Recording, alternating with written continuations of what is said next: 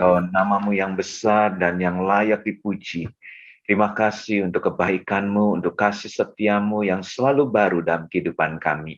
Malam hari ini kami mau belajar lebih lagi Tuhan, bagaimana kami dapat mengelola keuangan yang Kau titipkan, harta yang Kau titipkan pada setiap kami. Kami percaya kami hanya pengelola, orang yang dipercaya untuk mengelola dengan baik dan benar. Karena itu urapi kami, untuk kami mendengar melalui hamba-Mu Pak Ikhwan. Tuhan, biarlah Kau urapi Pak Ikhwan dapat mengarahkan kami untuk membawa kami mengerti bagaimana kami boleh melihat dengan mata Tuhan, melihat setiap berkat, setiap keuangan yang Tuhan percayakan pada setiap kami, dan bagaimana kami mengelolanya dengan baik dan benar. Terima kasih, berbicara pada setiap kami siap mendengarkan di dalam nama Tuhan Yesus Kristus. Haleluya. Amin. Sekali lagi shalom semua yang sudah bergabung, Bapak Ibu Saudara-saudari, dan sekali lagi ya terima kasih buat Pak Ikhwan yang sudah bersama kami.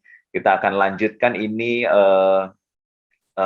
yang terakhir di tahun ini ya, ibadah tengah minggu, dan kita akan lanjutkan seri untuk mental health series, dan bagaimana kita bisa mengelola keuangan dengan baik dan benar. Karena itu untuk mempersingkat waktu, nanti juga ada Q&A, jadi Bapak Ibu Saudara-saudari dapat mempersiapkan dalam waktu mendengar, dapat apa yang perlu mau ditanyakan, nanti bisa langsung melalui raise hand, atau Bapak Ibu Saudara dapat menulis di kolom chat, atau juga dapat menghubungi Desi. Desi yang akan memandu Q&A ya malam hari ini. Ya, saya persilakan Pak Ikhwan. Ya, selamat malam ya. Terima kasih buat Pastor Tim ya yang begitu semangat ya dengan program ini, dan juga kepada Bapak Ibu Saudara sekalian, mudah-mudahan nggak bosan ya. Semoga nggak, karena temanya beda-beda.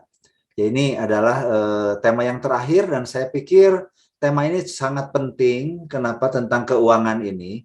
Ya, karena tidak ada satu orang pun yang tidak terlibat ya berurusan dengan uang ya. Semuanya pasti berurusan dengan uang. Dan yang menjadi pertanyaan adalah ya, sebenarnya Bapak Ibu Saudara ya, kalau bicara yang mengalami masalah keuangan itu kira-kira orang-orang yang seperti apa ya? Apakah itu orang-orang yang dalam, kalau bicara kategori yang global ya, itu menengah ke bawah ya, orang-orang yang dalam tanda petik orang-orang yang miskin, atau orang-orang yang menengah ke atas menurut Bapak Ibu Saudara sekalian?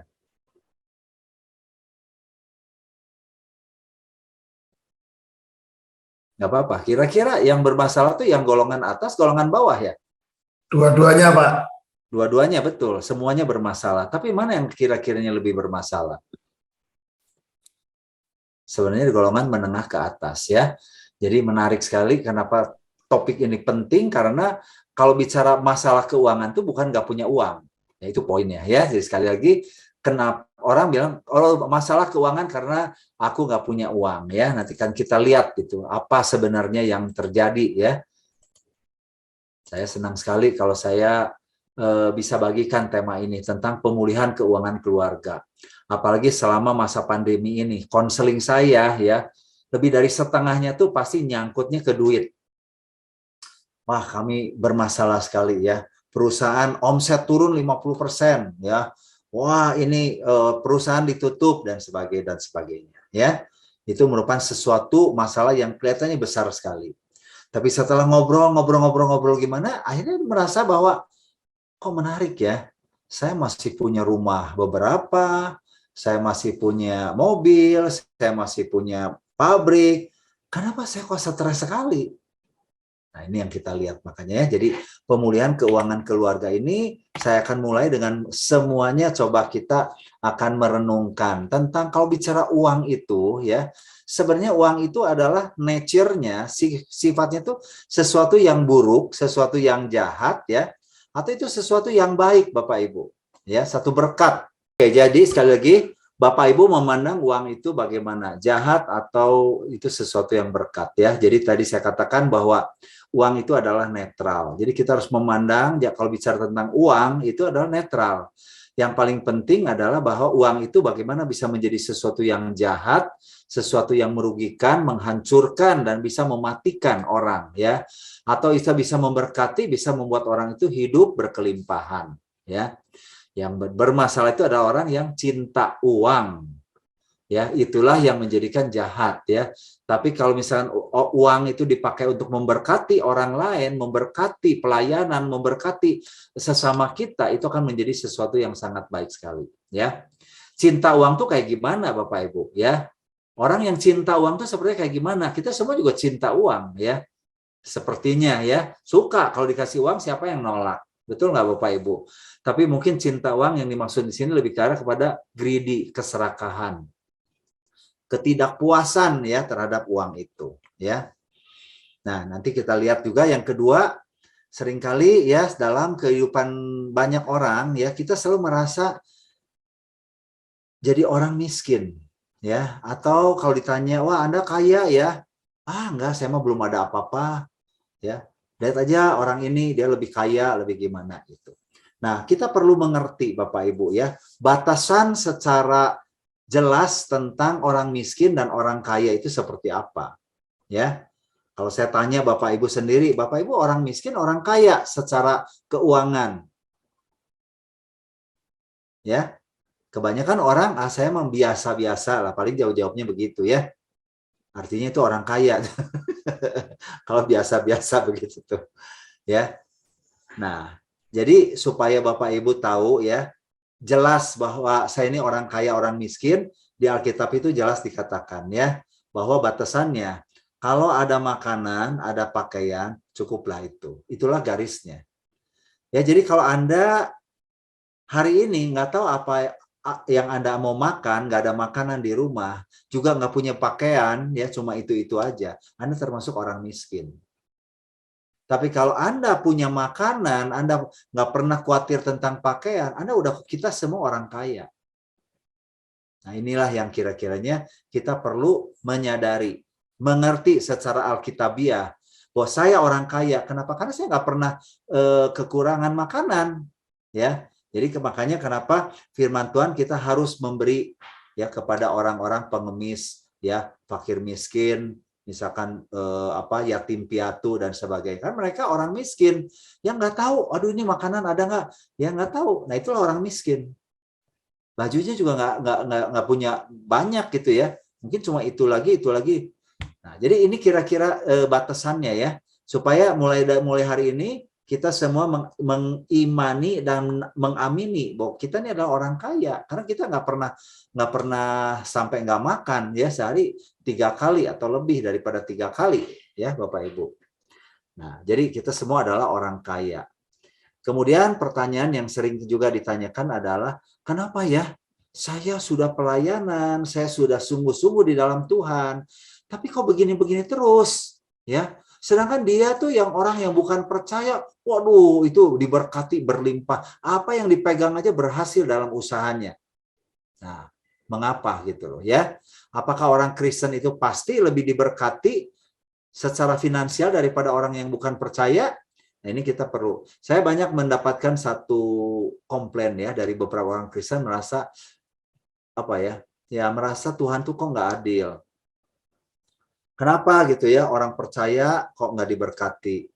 Nah, pada kenyataannya Bapak Ibu, ya, masalah keuangan itu nggak berhubungan dengan orang Kristen atau orang bukan Kristen. Masalah keuangan itu sangat ditentukan nanti, ya, oleh juga beberapa aspek. Salah satunya orang Kristen yang malas, ya, hanya berdoa saja, dengan orang yang bukan Kristen tapi dia rajin, ya, bangun lebih pagi, tidur lebih malam, ya, dan usaha dengan semangat dan sebagainya, itu pasti uangnya lebih banyak. Ya, jadi kita perlu mengerti dulu 3 hal ini, bahwa uang itu adalah netral, bisa baik, bisa buruk, tergantung bagaimana Anda mengelola uang tersebut, ya.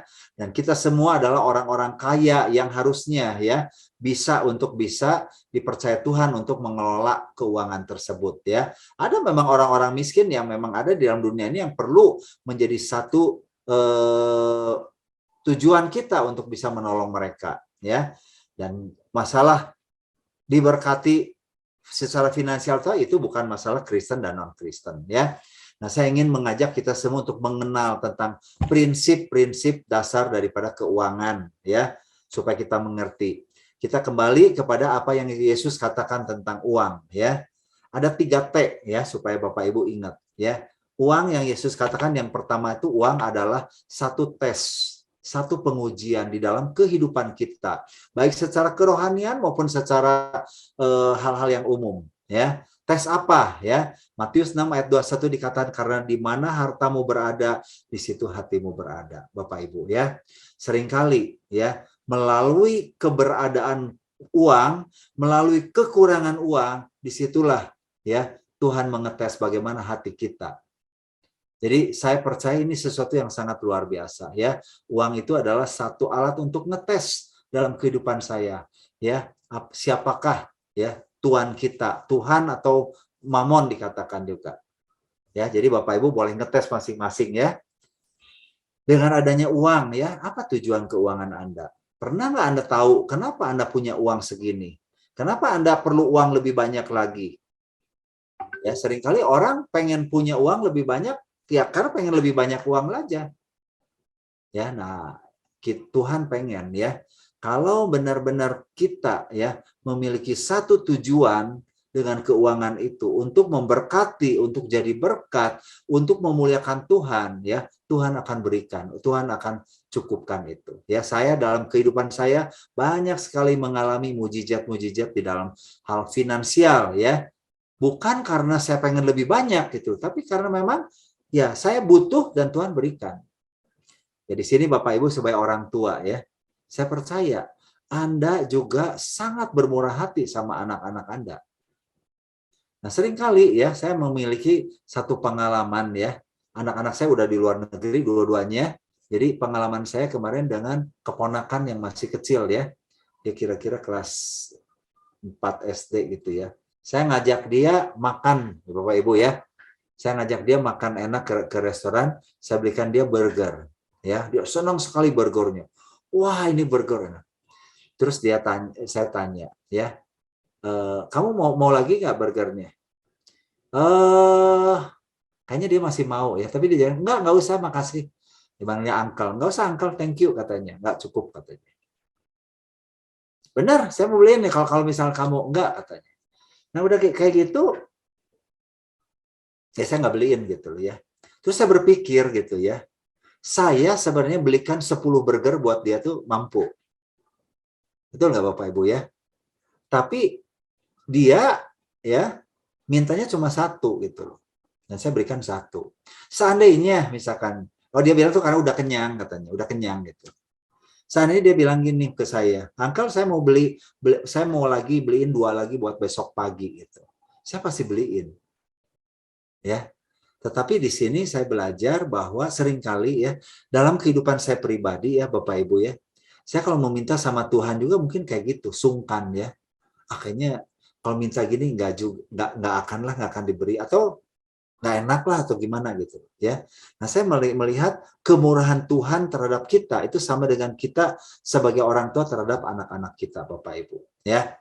Jadi sekali lagi kita belajar di sini bahwa tujuan keuangan yang benar itu adalah untuk to bless, ya, untuk memberkati, bukan to boast, ya, untuk berbangga diri. Nah, saya punya uang nih, saya punya rumah, saya punya ini, saya punya segalanya. Jadi Bapak Ibu silakan, ya, mengetes tentang uang yang kita miliki itu apakah kalau uang Anda misalkan berkurang, ya, wah gelisah, wah panik, ya. Saya seringkali mengatakan, ya, ada orang yang seringkali stres sekali dengan uang, ya, dengan pandemi tadi turun dan gimana, ya. Karena kalau dilihat dengan hartanya yang lebih banyak, dia nggak banyak, masih banyak gitu loh hartanya. Tapi itu membuat dia stres. Saya pernah baca di WA, ya, ada satu cerita katanya jebakan 99, Bapak Ibu. Saya nggak tahu di sini udah pernah dengar nggak, ya, bahwa ada satu jebakan yang namanya 99. Nah, jebakan 99 itu apa? Kemungkinan kita juga semua tuh terjebak ke jebakan 99 kalau kita merasa kita punya problem di dalam keuangan. Contoh misalnya begini. Misalnya, ya, Pak Tim itu mau ngirim uang ke saya 100 juta misalnya gitu ya. Pak Iwan, saya mau kirim uang nih 100 juta ya. Oke, Pak Tim, thank you ya. Kemudian Pak Tim kirimkan uang melalui seorang kurir ya, dan begitu saya nyampe ke Bandung, saya buka, saya hitung ya. Uangnya 99 juta. Ya. Yang tadinya saya senang sekali, yang saya tadi gembira sekali, tapi 99 juta ini membuat saya jadi gelisah. Kemana 1 juta ini? Wah, ini pasti kayaknya dicuri nih sama si kurirnya ya. Atau ini di mana hilangnya ya? Saya hitung lagi sampai berkali-kali saya hitung ya. Uangnya tetap 99 juta. Nah, itulah jebakan 9. Bukannya saya bersyukur yang 99 juta, tapi saya mengkhawatirkan, berpikir keras tentang di mana tuh 1 jutanya. Seringkali kita juga seperti itu, Bapak Ibu. Ya. Jadi jangan terjebak kepada jebakan 99, Bapak Ibu, ya. Oke, yang kedua adalah kita perlu ingat bahwa Yesus mengatakan uang itu adalah titipan ya. Tadi Pak Tim udah kasih satu trust, satu kepercayaan yang Tuhan berikan kepada kita. Jadi tadi yang pertama itu adalah tentang tes, yang kedua adalah tentang trust ya. Titipan bahwa sebenarnya sumber uang itu adalah dari Allah ya. Jelas sekali di dalam firman Tuhan, Mazmur 24 dikatakan Tuhanlah yang empunya bumi beserta segala isinya ya. Baik. Jadi termasuk uang juga Bapak Ibu. Jadi kalau kita lihat ya, uang itu sumbernya dari mana? Sumber yang nitipin, yang memberikan saya uang itu dari mana? Itu dari Allah. Pekerjaan kita, perusahaan kita, gereja, pelayanan, dan semuanya itu adalah saluran uang buat kita sendiri. Itu kita perlu pikirkan ya. Jadi kalau saya butuh uang, saya benar membutuhkan, carinya janganlah ke salurannya. Karena salurannya kadang-kadang suka mampet. Ya, carilah ke sumbernya yang memang disitulah yang punyanya, yaitu kepada Tuhan sendiri, Bapak Ibu. Ya, jadi seringkali dalam hal kita kesulitan, kita langsung kepikirnya cari pinjaman ke si A, ya, ke si B, ke saudara, kemana. Kalau kita bermasalah di dalam keuangan, ya Tuhan itu nanti kalau udah mentok semuanya, barulah cari Tuhan. Ya, tapi kita perlu belajar di sini bahwa prinsip dasarnya ya, bahwa uang itu adalah satu titipan dari siapa yang nitipin? Dari Tuhan yang memiliki bumi dan langit ini. Ya, jadi kalau perlu uang, pertama kali cari Tuhan. Yang kedua, kalau bicara titipan, namanya titipan harus dikembalikan. Nah, ini kita ada nggak satu pemikiran ya bahwa saya satu-satu harus kembalikan uang itu? Kapan kita titipan itu perlu dikembalikan? Ya, jadi kalau kita dipanggil pulang Tuhan, kita tidak akan pernah bawa itu semuanya. Jadi kita perlu mempertanggungjawabkan apa yang Tuhan titipkan itu sebaik-baiknya. Karena pada saatnya ya kita dipanggil pulang Tuhan, kita akan mempertanggungjawabkan apa yang Tuhan sudah titipkan. Untuk apa aja uang yang sudah Tuhan berikan kepada kita. Ya.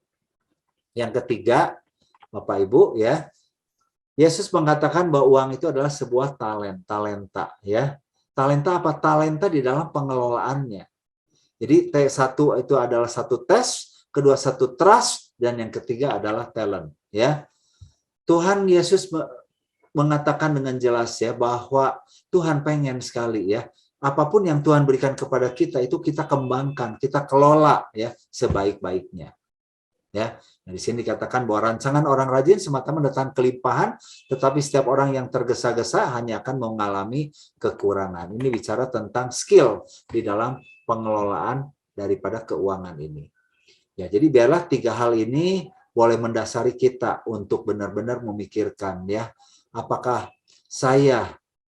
hati saya itu di mana ya, di uang atau di Tuhan?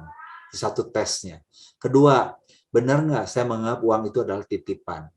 Kalau uang itu titipan, Bapak Ibu ya, setiap kali kita mau mengeluarkan uang, setiap kali kita mau mengelola uang itu, kita harusnya konsultasi dengan pemiliknya. Saya percaya Bapak Ibu di sini ada yang jadi bos ya, yang punya sekretaris atau punya manajer keuangan.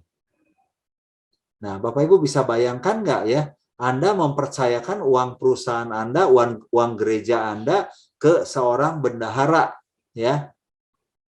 Nah, tapi kalau bendahara itu mengeluarkan uang seenaknya, ya, tanpa ada budgeting, tanpa ada laporan, tanpa apa yang Anda akan lakukan terhadap bendahara tersebut? Saya pikir itulah sesuatu mungkin ilustrasi yang cukup untuk kita bisa mengerti bagaimana Tuhan pun sebagai pemilik daripada uang itu, ya, menginginkan kita ini yang dititip-titip ini coba dikelola sebaik-baiknya, ya, menyenangkan hati Tuhan dengan apa yang dikatakan, ya.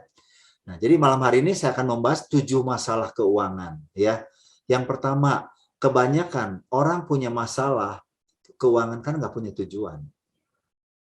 Coba perhatikan, Anda punya nggak tujuan keuangan? Jadi karena tidak punya tujuan, ya nggak akan pernah punya satu istilahnya itu target, tidak akan pernah merasa satu kepuasan. Tujuannya pokoknya mah cari sebanyak-banyaknya, ya. Dan sebanyak-banyak itu nggak ada satu ukuran, Bapak Ibu, ya. Ini tidak mempunyai tujuan. Yang kedua, masalah keuangan itu bukanlah dari masalah pendapatan. Seringkali kalau ditanya kenapa kita bermasalah keuangan, karena gajinya kecil, karena income saya kurang, ya, karena tidak ada kenaikan gaji dan sebagainya, ya. Masalah keuangan itu bukanlah masalah pendapatan. Tapi masalah keuangan, kalau Anda bermasalah tentang keuangan, pasti masalahnya di pengeluaran, di gaya hidup Anda, ya. Buktinya apa? Buktinya coba Anda perhatikan kalau Anda bermasalah dengan pendapatan income yang sekarang, coba lihat orang yang penghasilannya di bawah Anda. Apakah semua lebih bermasalah daripada Anda? Ya, nggak selalu. Jadi sekali lagi, kalau kita bicara masalah keuangan, jangan fokusnya kepada income-nya, tapi lebih fokus kepada pengeluarannya. Ya memang ada juga ya, mungkin kalau orang malas, orang apa, ya udah seininya aja gitu. Itu mungkin masalah pendapatan juga ya. Tapi biasanya orang malas itu bukan cuman pendapatan, pengeluarannya juga ya tidak terkendalikan ya. Yang ketiga, tidak ada kepuasan ya. How much is enough buat Anda? Ya. Ini masalah yang cukup banyak ya. Selalu merasa dirinya miskin.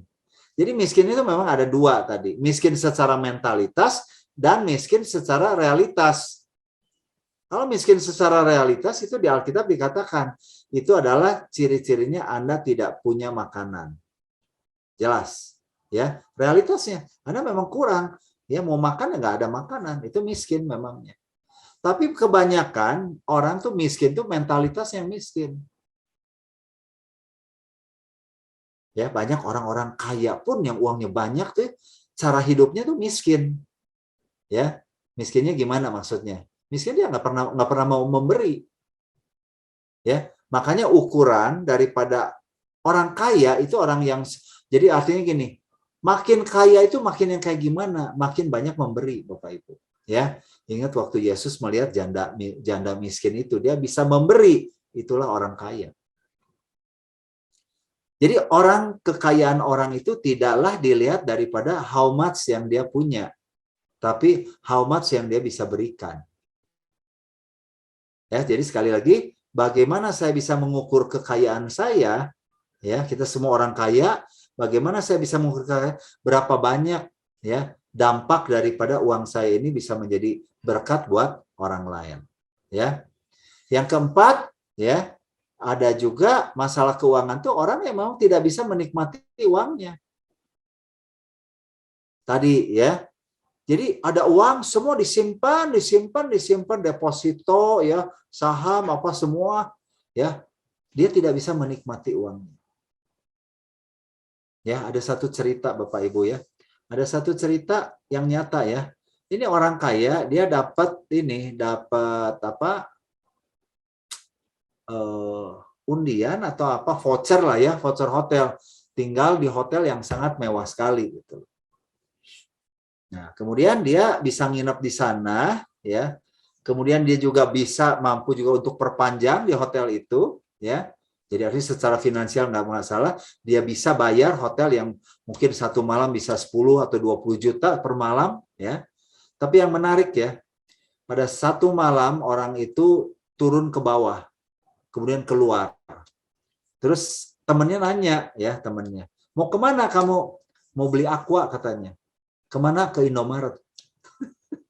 Loh, beli mau aqua tinggal pencet aja, mahal, 50.000 katanya. Kalau di Alfamart cuma 5.000. Nah ini Bapak Ibu, orang yang tidak bisa menikmati uang atau pelit mungkin ya. Ini menarik menurut saya tuh. Dia tidak akan pernah enjoy gitu loh. Lebih baik dia udah tinggal di hotel yang mewah ya, tapi dia berjerih payah untuk beli aqua ke Alfamart, Indomaret hanya untuk ngirit uang segitu. Padahal dia udah spend 20-30 juta di hotel tersebut. Nah, dalam kehidupan kita pun seringkali seperti itu. Kita pelit, kita tidak bisa berani untuk spend ya karena kita tidak bisa untuk menikmati apa yang Tuhan sudah berikan kepada kita. Bayangkan Bapak Ibu ya, kalau Anda sebagai orang tua, Anda kasih anak Anda jajan, uangnya cuma disimpan aja dan dia nggak berani. Aduh, lihat teman-temannya mungkin jajan, ya beli makanan, ya hanya sayang.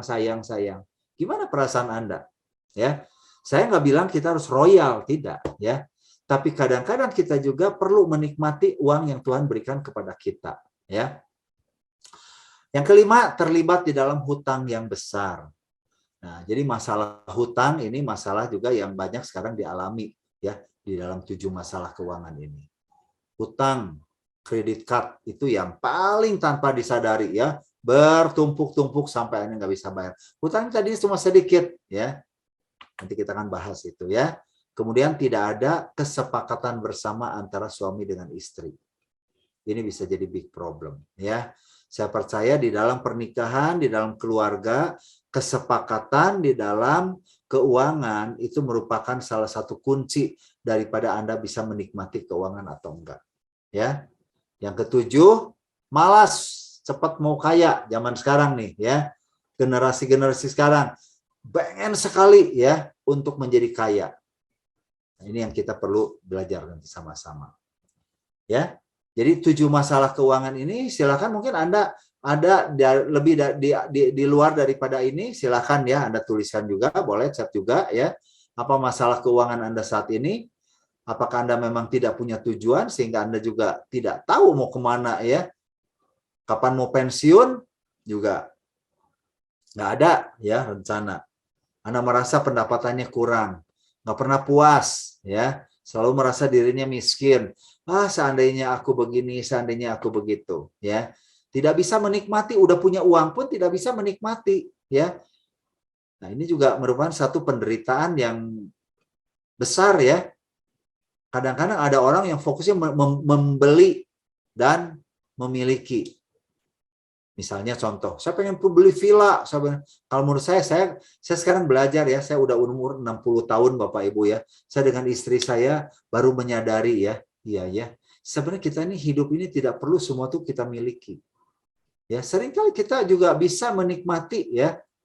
Contoh misalkan waktu bulan Agustus ya, saya dengan istri ke Bali ya. Saya di situ ya by the grace of God ya, beberapa teman ya karena villanya kosong kan, silakan tinggal di sana gitu ya. Saya menikmati dan ada orang yang bilang, waduh beli villa di Bali. Saya pikir ngapain punya villa di Bali ya? Lebih baik saya nikmatin villa di sini, nanti pindah lagi kemana itu jauh lebih nikmat ya daripada punya villa harus mikir ngurusnya, harus pikir apanya. Ya, jadi karunia menikmati itu juga perlu ya. Hutang sekali lagi itu juga satu problem ya, ketidaksepakatan bersama nanti mungkin dari kasus-kasus pertanyaan saya harapkan ada ya. Oke, berhubung waktu saya akan langsung masuk aja 7 langkah praktis di dalam pemulihan apapun masalah Anda di dalam masalah keuangan saat ini ya. Ada 7 langkah yang saya harapkan kita semua lakukan. Yang pertama, datang kepada Tuhan ya. Yang kedua, belajar untuk lebih kreatif. Nanti satu-satu kita bahas ya. Yang ketiga, memaksimalkan sumber daya yang ada, apa yang kita miliki. Kemudian jualah aset-aset yang nggak perlu ya. Kemudian membayar hutang yang dengan bunga tinggi terlebih dahulu, kemudian mengencangkan ikat pinggang, dan ada 7. Yang 7 adalah bagaimana kita bisa sepakat bersama di dalam keluarga, ya. Ini 7 langkah praktis yang saya harapkan bisa menolong Anda, ya. Mudah-mudahan kalau ada yang punya problem pada malam hari ini, Anda bisa lakukan ini, ya. Yang pertama tadi adalah datanglah kepada Tuhan, come to the master, ya. Come to me all who you are weary and burdened, and I will give you rest, ya. Ini janji Tuhan, Bapak Ibu. Seringkali tadi saya pikir, saya juga kadang-kadang gitu, ya. Kalau kita ada kesulitan keuangan, kita mikirnya tuh udah pekerjaan, kita mikirnya tuh kepada orang, ya. Seringkali kita fokusnya kepada saluran-saluran berkat, ya, bukan kepada berkat Tuhan, bukan kepada sumbernya, ya. Jadi langkah pertama, apapun pergumulan Anda tentang keuangan, datanglah kepada come to the master, ya. Berdoa, curahkanlah isi hati Anda. Mungkin Anda telah salah di dalam pengelolaan uang, salah investasi, ya, dan juga banyak hal-hal yang mungkin Anda alami, ya. Bisa saja Anda juga mungkin nggak salah, ya. Tiba-tiba pandemi ini dipecat, dikeluarkan, ya, Anda bermasalah, cicilan nggak bisa bayar dan sebagainya, ya. Minta hikmat Allah untuk menolong masalah Anda. Ya, saya yakin sekali, ya, kalau Anda ikuti, ya, berdoa, akui apa yang terjadi, ya. Dan yang ketiga, ya, selalu di dalam datang kepada Tuhan itu tuh nggak datang sebagai list saja, ya, tapi kita bersyukur atas anugerahnya. Memang kita bermasalah, ada masalah keuangan. Tapi pernahkah kita bersyukur juga untuk masalah-masalah yang lainnya di luar keuangan, Bapak Ibu? Kesehatan, keluarga, ya, banyak hal yang masih bisa kita syukuri juga, ya. Nah, inilah yang saya pikir perlu sekali datang sama Tuhan sebagai sumber daripada segalanya. Yang kedua, ya, setelah kita datang sama Tuhan minta hikmat, ya, saya percaya Tuhan itu memberikan kita ini kreativitas, Bapak Ibu, ya. Kita diciptakan menurut gambar dan rupa Allah. Apa artinya itu, ya? Manusia diciptakan menurut gambar dan rupa Allah, beda dengan robot, ya. Nah, salah satu, ya, gambar dan rupa itu adalah kreativitas. Allah kita itu Allah yang sangat-sangat kreatif, Bapak Ibu, ya. Coba lihat penciptaannya itu, ya. Saya percaya, ya, Anda tuh dari lahir sampai mati, ya, sampai dipanggil Tuhan, belum tentu melihat semua jenis ciptaan Allah. Ya, percaya nggak Bapak Ibu, ya? Kreativitas Allah tuh sangat tidak terbatas. Selama hidup Anda tidak mungkin, ya, bisa melihat semua jenis kreativitas yang Allah tunjukkan. Anda masuk misalkan yang senang diving aja, ya. Kalau saya belum diving, tapi snorkeling aja sudah ngelihat itu luar biasa begitu, ya. Ikan-ikan yang berwarna-warni, tumbuh-tumbuhan yang kayak banyak hal yang belum pernah saya lihat. Dan saya yakin, ya, itu di kedalaman yang lebih dalam lagi itu jauh lebih indah lagi. Di angkasa, burung-burung, dan di hutan di mana juga luar biasa, ya. Nah, jadi di dalam kondisi kita lagi bermasalah secara keuangan ini, jangan mentok dengan apa yang biasa kita lakukan. Keluar out of the box idea apa, ya.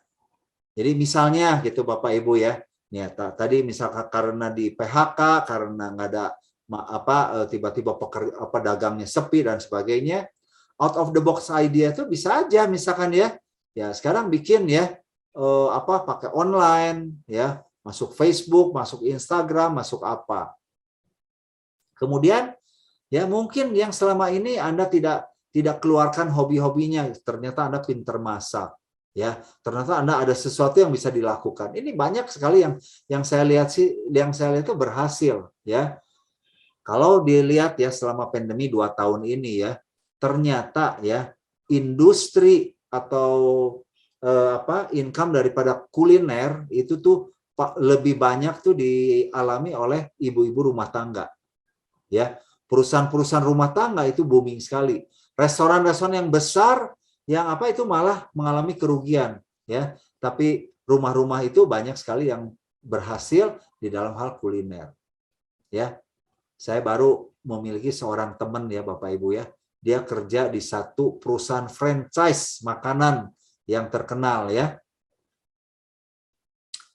Nah, orang ini dia sebagai pegawai bagian order, ya. Ini saya nggak sebutin namanya lah ya, pokoknya restoran yang sangat terkenal ya.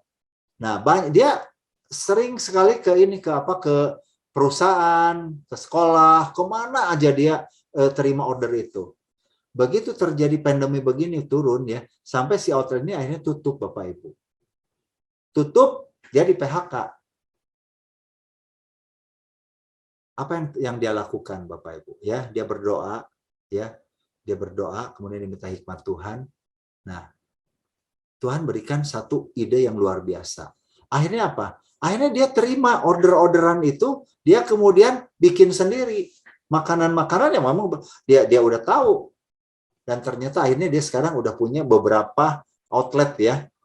Tidak perlu namanya terkenal ya, nama lokal, tapi dia udah punya jaringan yang luar biasa. Ya, itu juga masuk kepada nanti memaksimalkan sumber daya. Tapi gunakan out of the box ideas itu apa? Ya, ada juga seorang bapak ya yang dia antar jemput. Ini sebelum pandemi ya terjadi ya, yang antar jemput anaknya. Jadi kekurangan dia selalu ini, ya saya bilang tuh, Bapak kalau sekarang antar jemput anak tuh itu kenapa nggak sekalian antar jemput anak tetangga gitu loh.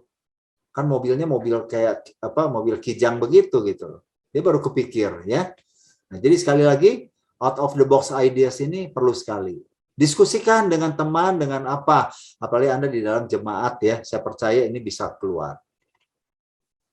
Berani mencoba dan jangan menyerah. Ini cerita tentang Kentucky Fried Chicken. Dia umur 60 lebih ya. Dia punya resep yang nggak pernah dicoba ya, tapi kemudian akhirnya dia bisa jual.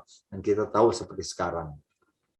Nah, ini yang menarik lagi ya. Jadi setelah tadi datang come to the master, kemudian Anda belajar untuk kreatif ya. Kreativitas kalau Anda merasa kurang, diskusi dengan pasangan, diskusi dengan teman ya. Nah, yang ketiga, maksimalkan sumber daya yang ada. Sumber daya itu nggak selalu uang ya. Orang selalu bilang kalau sumber daya itu selalu uang. Tidak selalu Bapak Ibu ya. Nah, saya akan berikan di sini, pakailah prinsip 5 roti dan 2 ikan. Ya, Bapak Ibu tahu apa yang terjadi ya pada saat Yesus sendiri waktu itu ya. Dia lagi sekarang mengajar 5.000 orang Bapak Ibu ya. Dia mengalami satu problem ya, bahwa 5.000 orang perlu dikasih makan. Nah, orang yang misalkan murid-muridnya itu nggak memiliki out of the box idea, ya udah suruh pulang aja masing-masing, suruh beli sendiri gitu ya. Tapi di sini kita lihat ya, prinsip 5 roti dan 2 ikan ya. Yesus melihat ya apa yang ada. Bukan apa yang tidak ada. Apa yang ada? Yang ada adalah seorang anak laki-laki yang nggak masuk hitungan ya. Namanya juga boy ya. Punya 5 roti dan 2 ikan. Cukup buat apa? Ya mungkin nggak cukup buat dia sendiri. Tapi di sini Yesus melihat, jangan memikirkan apa yang Anda tidak punya, tapi mulailah dengan apa yang Anda punya. Ya, dan jangan diremehkan. Aku cuma punya ini, aku cuma punya ini gitu Bapak Ibu ya. Tapi serahkanlah kepada Tuhan dan beriman akan kuasanya. Pada saat, jadi mujizat itu sebenarnya terjadi itu bukan tiba-tiba Yesus itu out of nothing ya. Terjadi mujizat itu enggak. Itu kenapa harus ada cerita anak kecil yang memberikan 5 roti dan 2 ikan. Nah, ini prinsipnya. Seringkali kenapa orang Kristen tidak mengalami mujizat karena tidak memberikan apa yang ada. Hanya memikirkan apa yang tidak ada aja. Seandainya aku punya ini, seandainya ini, Tuhan berikan aku mujizat. Tanpa memberikan apa yang ada, nggak akan terjadi mujizatnya Bapak Ibu. Ya, mujizat itu terjadi dari sesuatu yang natural menjadi yang supernatural. Ya, kita ingat aja mujizat pertama Tuhan Yesus ya. Dia datang ke dalam satu pernikahan, ada masalah kehabisan anggur. Nah, kalau kita bicara mujizat itu out of nothing, Yesus bisa aja anggur ya, penuhlah misalnya ya. Dalam nama Yesus, dalam namaku ya, keluar anggur. Tidak, tapi kenapa mesti dari air, Bapak Ibu? Kenapa harus ada air dulu baru jadi anggur gitu loh. Nah inilah salah satu prinsip juga. Ada sesuatu yang ada tuh apa? Anggur nggak ada. Yang ada air. Ya start dari air akan menjadi anggur. Ya, janda miskin di Sarfat Bapak Ibu. Dia sangat miskin dan hampir mati. Ya, dia minta mujizat kepada Tuhan ya. Itu melalui apa? Melalui minyak yang sudah ada tinggal sedikit. Tapi minyak itu diberikan, dikucurkan, diinikan kepada buli-buli yang lainnya. Sehingga akhirnya itu terjadilah mujizat itu. Saya sangat menekankan tentang ini. Banyak orang Kristen mengharapkan mujizat itu hanya berdoa, Bapak Ibu. Tapi coba perhatikan ya, mujizat itu adalah sesuatu yang Anda harus berikan dulu. Baru terjadi mujizat itu. Ya, prinsip 5 roti dan 2 ikan. Ingat saja ya, kalau misalnya ya, ini sesuatu yang sangat luar biasa sekali prinsip-prinsip ini tuh. Ya, jadi mujizat yang ada selalu harus ada satu sacrifice untuk diberikan dulu. Ya.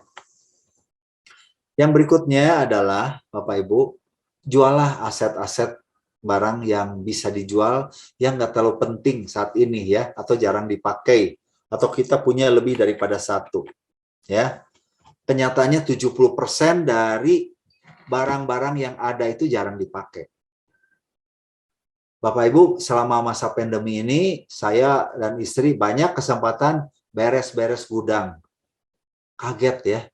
Waduh, banyak sekali barang yang kita nggak pernah dari beli. Saya pulang dari Amerika itu tahun 2011, Bapak Ibu ya.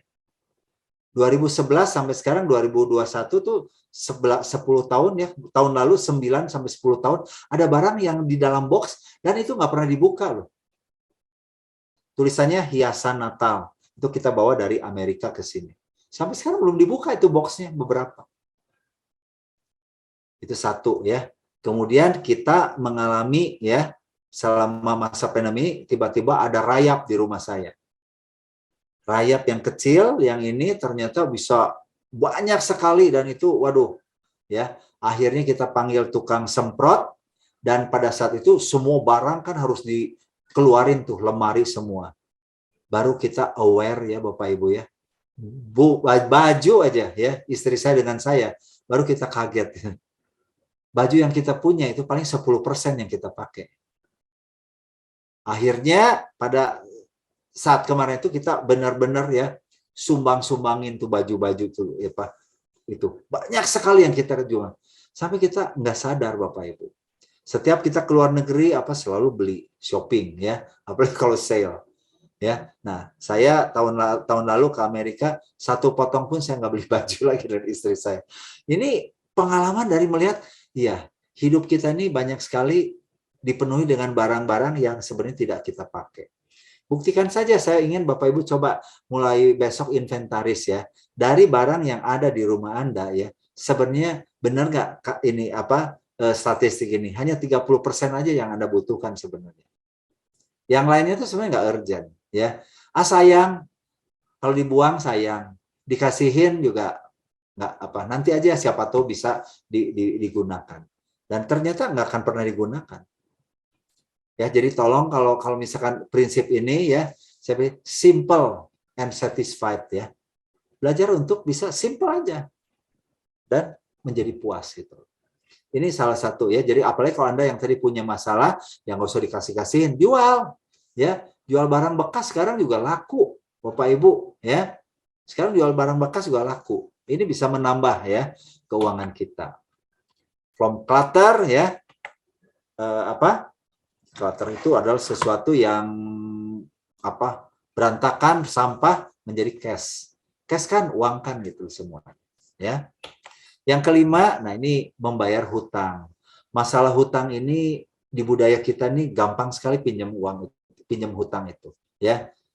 Berhutang itu Amsal mengatakan ya, kenapa kita jangan berhutang ya.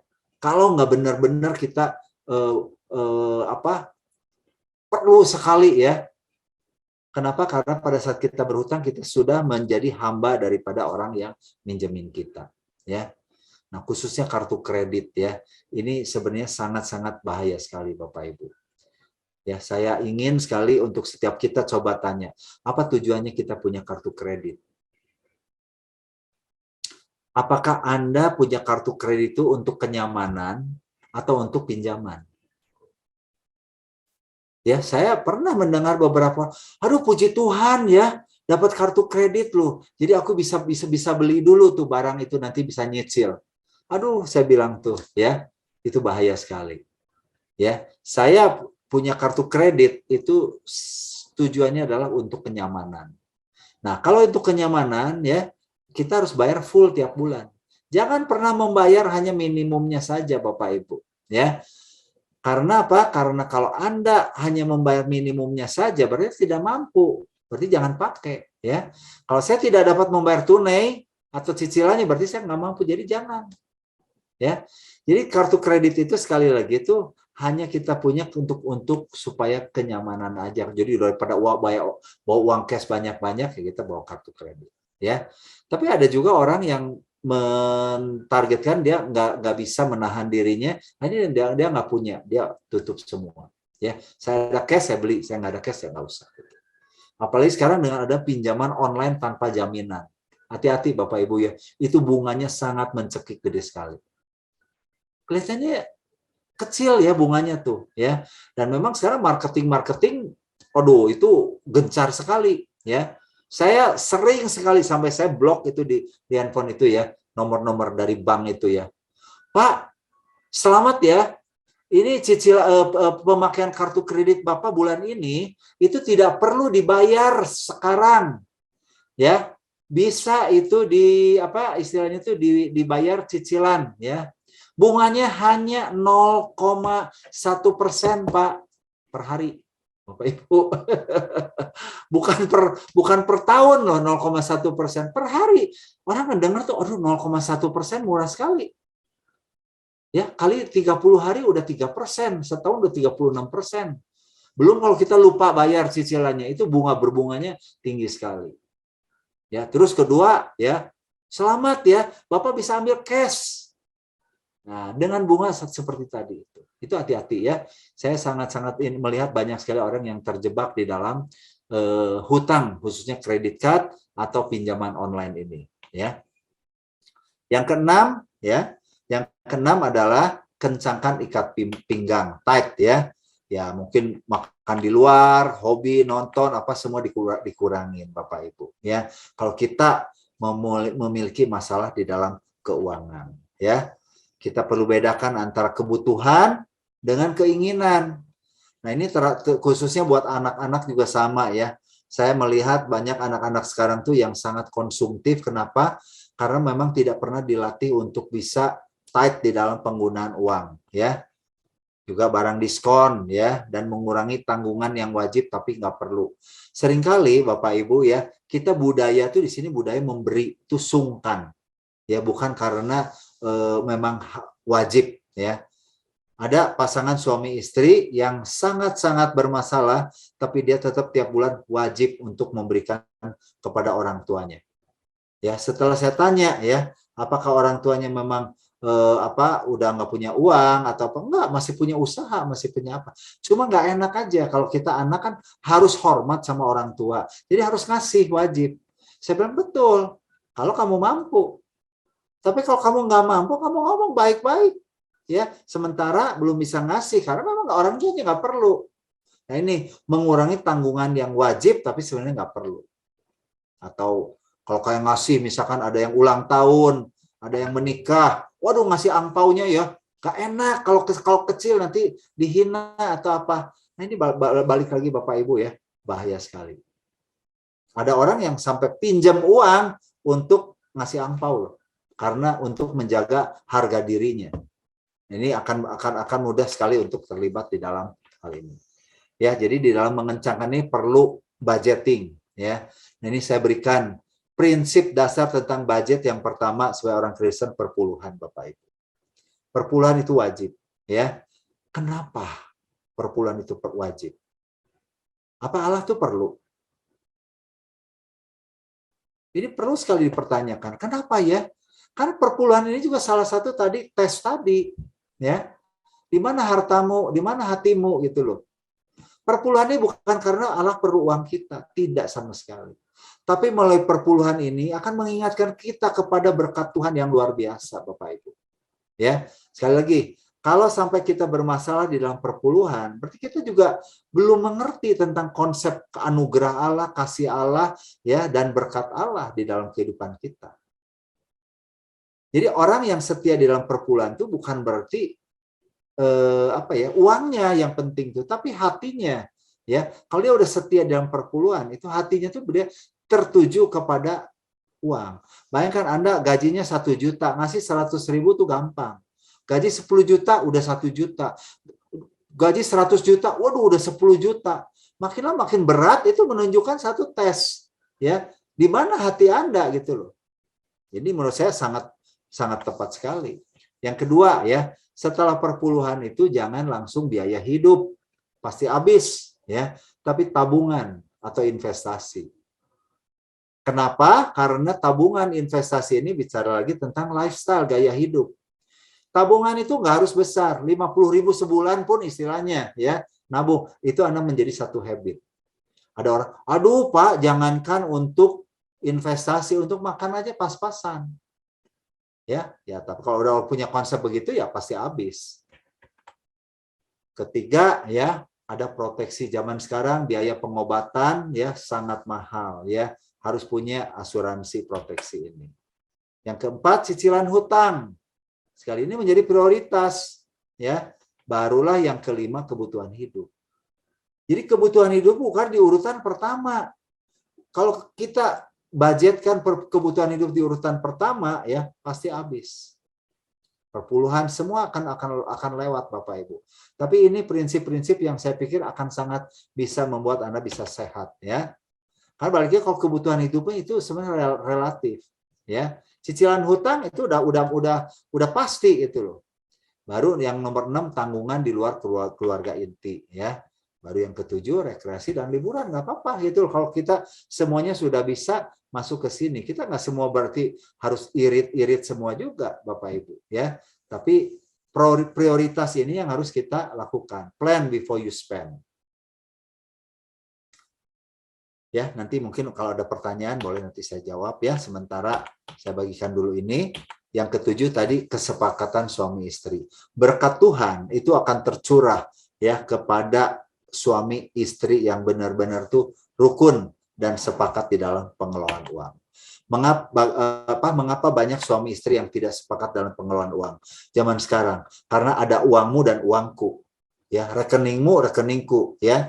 Jadi kalau uang suami itu adalah uang istri, tapi uang istri adalah uang istri, katanya begitu. Ya, jadi tidak ada kesepakatan di situ, Bapak Ibu, ya. Atau ya workshop. Ya, suami work, istri shop. Oke, Bapak Ibu ya, bagaimana mengatasinya kalau nggak sepakat? Enggak, ini harus kasih ini harus gini, ini harus kemana alokasinya? Ini bagaimana? Siapa yang harus mengelola keuangan di dalam keluarga kita? Suami kah atau istri kah? Itu salah satu juga yang harus disepakati, ya. Jadi sekali lagi, ya, pemulihan ini harus dimulai dengan come to the master, ya. Be creative, Bapak Ibu, ya. Pikirkan alternatif, jangan stuck di situ aja, ya. Maksimalkan sesuatu yang ada di dalam rumah Anda, ya, sekeliling Anda. Jualah barang-barang yang tidak terlalu kepake, ya, atau punya mobil 2, 3, 4, ya. Ya, jual aja sebagian kalau memang Anda bermasalah. Ya, bayar hutang, ya. Kemudian kencangkan ikat pinggang, budgeting, ya, dan satu agreement di dalam keluarga. Ini penting sekali, ya. Saya percaya Bapak Ibu kalau ikuti 7 langkah ini, ya, masalah Anda secara keuangan akan bisa diatasi, ya. Nah, akhirnya kalau Anda lakukan itu akan ada 7 tanda financial freedom. Yaitu satu, ya, bagaimana saya bisa financial freedom itu bukan saya nggak punya uangnya banyak, enggak, tapi saya merasa no ownership, saya nggak punya uang, nggak punya hak kepemilikan, ya. Tukang parkir itu orang yang paling bisa bahagia, Bapak Ibu. Dia pada saat mobil banyak ya, berbagai jenis mobil banyak, dia tidak sombong. Ya tetap dia aturin, rapihin, Bapak Ibu ya. Pada saat mobil itu satu persatu pergi ya, dia juga tidak nangis, tidak, kenapa mobilnya pergi, kenapa hilang, kenapa ini. Dia bersyukur dia bisa istirahat sejenak. Saya pikir ini satu hal yang kita perlu belajar ya. Ada hal-hal kadang-kadang pada saat kita tidak mendapatkan sesuatu, Tuhan kasih kita mungkin istirahat, Bapak Ibu ya. Gak punya hutang, kita menjadi orang yang bebas, tidak ada di bawah kuasa orang lain ya. Punya satu time freedom ya. Ini artinya orang yang sudah financial freedom tuh adalah yang ciri-cirinya seperti ini ya. Kemudian punya tabungan, punya aset ya. Kemudian kerja bukan untuk uang ya, bukan cari uang lagi, bukan untuk makan lagi maksudnya ya. Kita semua ada kerja penghasil uang apa-apa, dan ada unsur kepuasan ya, dan dari kepuasan ada unsur pengucapan syukur. Silakan Anda lihat ya tanda-tanda ini. Kalau Anda tujuh-tujuhnya sudah Anda adalah orang yang punya financial freedom ya. Anda tidak merasa ini uang saya ya, saya tidak punya hutang, saya memiliki waktu yang bebas, saya masih punya tabungan untuk masa pensiun saya, masa tua saya, dan apapun yang saya lakukan ya bukan untuk cari makan atau untuk demi uang ya, dan saya bersyukur puas kepada apa yang sudah saya miliki ya. Itu aja Bapak Ibu ya, semoga ini menolong ya kita untuk bisa memulihkan kondisi keuangan kita. Ini masalah keuangan itu bukan masalah yang sulit, benar Bapak Ibu ya. Tidak ada masalah keuangan yang tidak bisa diselesaikan kalau kita ikuti langkah tadi ya, selalu ada jalan keluarnya ya. Terima kasih Bapak Ibu. Ya, terima kasih Pak Ikhwan. Ya, kita akan masuk dalam sesi Q&A. Desi, apakah ada yang sudah mau bertanya?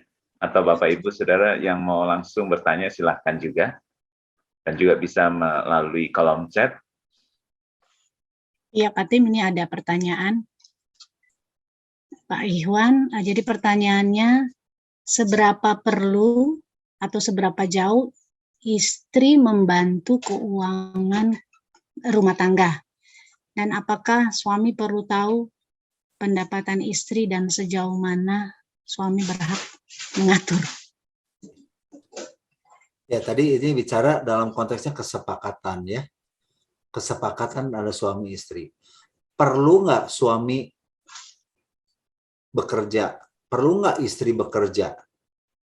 Ya, dan ini juga perlu dibahas sebelum menikah sebaiknya ya. Kayak sekarang pertanyaannya gini, ada orang yang punya kasus begini ya, suami istri ya, istrinya sama-sama bekerja, istrinya gajinya 5 sampai 10 kali pendapatan suaminya ya. Dan pasangan ini konseling sama saya, dia bilang gini, ini ada problem nih ya. Kenapa problemnya? Karena suami saya sebagai kepala keluarga ya, gajinya kecil, tidak bisa memenuhi kebutuhan rumah tangga. Sedangkan istrinya ya, itu semuanya yang biayain istrinya sampai anaknya bisa keluar negeri dan sebagainya. Problemnya di mana? Ya, problemnya itu tadi, kepala keluarga tidak bisa menyediakan kebutuhan keuangan. Nah, dalam hal ini saya tanya ya, kalau fungsinya istri di dalam firman Tuhan itu apa gitu? Sebagai penolong, betul ya? Suami sebagai kepala, istri sebagai. Nah, kalau suaminya bermasalah, artinya misalnya gajinya kecil atau dia tidak bisa ya menghasilkan uang banyak dan istrinya pinter uang banyak, menurut saya Tuhan berikan dia penolong di dalam hal finansial. Jadi tidak salah sebenarnya. Apakah memang harus di Alkitab tuh ada bahwa suami itu harus income-nya lebih gede dari istri? Nggak ada. Jadi it's okay, yang penting sepakat gitu. Bahkan ekstrimnya, ada yang istrinya cari duit, suaminya di rumah jaga anak. Boleh nggak? Nah, ini satu kasus Bapak Ibu. Kita perlu tahu ya. Wah, kalau gitu suaminya bukan kepala keluarga. Kepala keluarga itu bukan berarti yang cari duit, bukan ya. Bicara kepala keluarga itu bicara tentang responsibility, tanggung jawab ya. Selama suaminya mengizinkan istrinya bekerja dan emang istrinya pintar, it's okay menurut saya sih. Jadi tadi seberapa jauh ya seberapa perlunya. Kadang-kadang ada juga istri yang bekerja itu bukan juga untuk cari uangnya, tapi dia ada sesuatu kepuasan untuk bekerja. Yang paling penting ada kesepakatan bagi peran ya, anak-anak siapa yang ngurus ya, yang ini siapa yang ngurus, ini siapa yang ngurus, ini siapa yang ngurus. Itu aja kali ya. Dan apakah suami perlu tahu? Perlu ya, suami istri harus tahu. Dan kalau saya sarankan janganlah punya istilah uangmu dan uangku. Yang ada itu adalah uang kita. Ada rekening atas nama suami, atas nama istri, atas nama siapa, it's okay. Ya, nggak masalah. Ya, Anda punya beberapa rekening atas nama suami aja, atas nama istri aja, tapi semuanya itu merasa ini kepemilikan bersama. Itu kira-kira jawabannya, ya. Baik Pak Ikhwan, ini ada pertanyaan lagi Pak. Apa yang harus dilakukan apabila suami tidak terbuka dengan penghasilannya secara detail? Karena sepertinya suami punya dana rahasia. Ya, ini yang perlu didiskusikan ya. Kalau perlu mungkin ada orang ketiga, konselor atau hamba Tuhan yang bisa menjembataninya. Apa yang membuat dia punya dana rahasia itu? Yang kasus-kasus yang sering kali saya temui itu adalah misalnya suami itu adalah pengen bantu orang tuanya, mamahnya, papahnya, adiknya atau siapanya. Tapi istri keberatan. Nggak boleh ya. Itu tuh gini. Atau mungkin bantu ya tapi kayaknya kecil. Nah, si suaminya merasa perlu membantu lebih banyak. Nah, biasanya dalam kasus begitu suami diam-diam masih kepada orang tuanya atau kepada saudaranya ya tanpa memberitahu kepada istrinya. Ya, itu satu kemungkinan. Kemungkinan yang lain saya nggak tahu apa ya. Jadi balik lagi karena kalau misalnya itu kasus yang banyak dialami. Tapi kalau dia takut juga bisa aja ya. Karena kalau saya kasihkan semuanya ke istri, istrinya boros misalnya ya, habis semua. Jadi ini nggak selalu negatif dalam pengertian si suaminya jahat atau apa ya. Ada juga kasus yang dimana suaminya melihat, waduh, ya kalau saya kasihkan semua uang ke istri saya pasti habis gitu. Makanya dia punya dana rahasia, dana simpanan yang maksudnya untuk tujuan masa depan anak-anaknya. Ya, jadi balik lagi, bagaimana cara membuat suami terbuka, ya. Berikanlah rasa aman, rasa nyaman untuk dia mengutarakan pendapatnya gimana dengan keuangan itu. Ya. Seringkali ketidaksepakatan itu, nah itu kenapa penting tadi ya, ketidaksepakatan bisa mengarahkan kepada masing-masing punya uang sendiri-sendiri gitu. Ya kalau boleh yang nanya langsung mungkin bisa lebih ini ya, sehingga kasusnya lebih jelas ya. Boleh juga. Karena kalau enggak saya hanya menduga-duga aja dan kalau kasus gini kan jadi kemungkinannya bisa banyak gitu ya. Ada juga yang begini ya.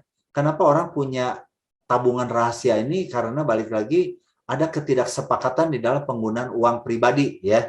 Misalnya contoh, istri misalkan beli baju ya, sebulan bisa 2-3 kali. Suami 3-4 bulan sekali. Nah ini kan sebenarnya memang bukan sesuatu yang harus dipahami. Biar gimana nggak bisa disamakan karena kebutuhannya berbeda. Nah dalam hal seperti itu saya biasa katakan punyalah dana pribadi. Nah ini dana pribadi ini tadi saya belum sempat bahas ya. Kalau sampai tidak ada kesepakatan, masing-masing ya suami maupun istri tiap bulan ambil. Misalnya ya suami 500.000, istri 1 juta misal ya. Nah, uang ini boleh digunakan untuk keperluan yang biasanya tidak sepakat. Misalnya untuk beli baju, beli hobi. Kadang-kadang kalau istri juga suami beli hobi yang terlalu menurut istri nggak perlu, tapi menurut suami penting.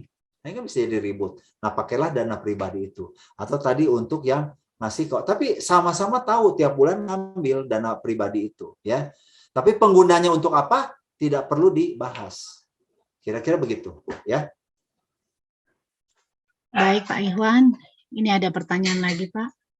Menurut Bapak, bagaimana harta gonogini perkawinan anak Tuhan sebelum menikah?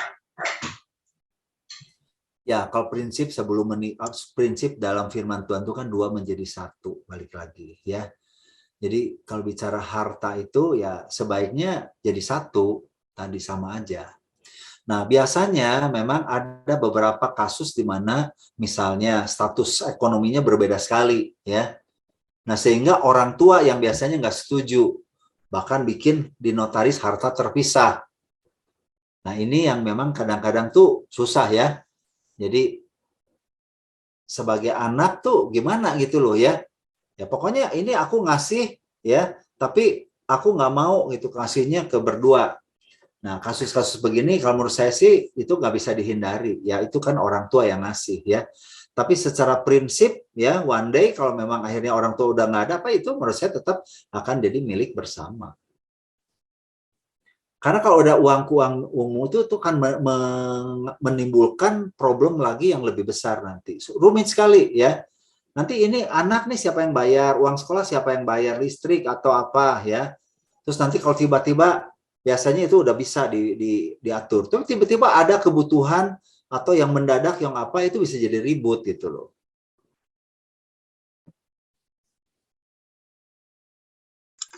Baik Pak Ikhwan, ini ada pertanyaan lagi Pak. Sebaiknya umur berapa anak dipercayakan bisa mengelola uangnya sendiri? Uang jajan bulanan, misalnya uang jajan bulanan atau uang harian.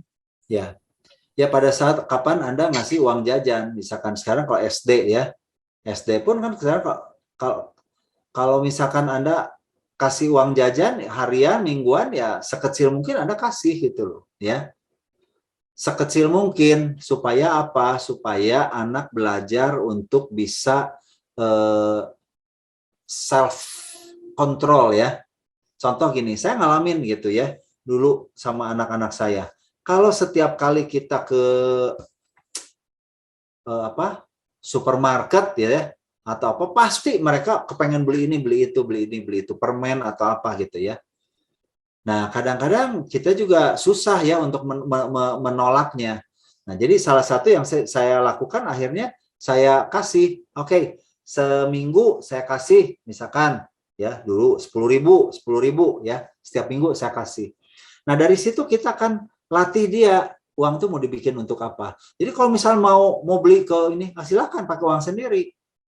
Dan yang menarik ya, setelah saya kasihkan uang jajan seperti itu, mereka belajar, enggak, dia lihat harganya, enggak mahal.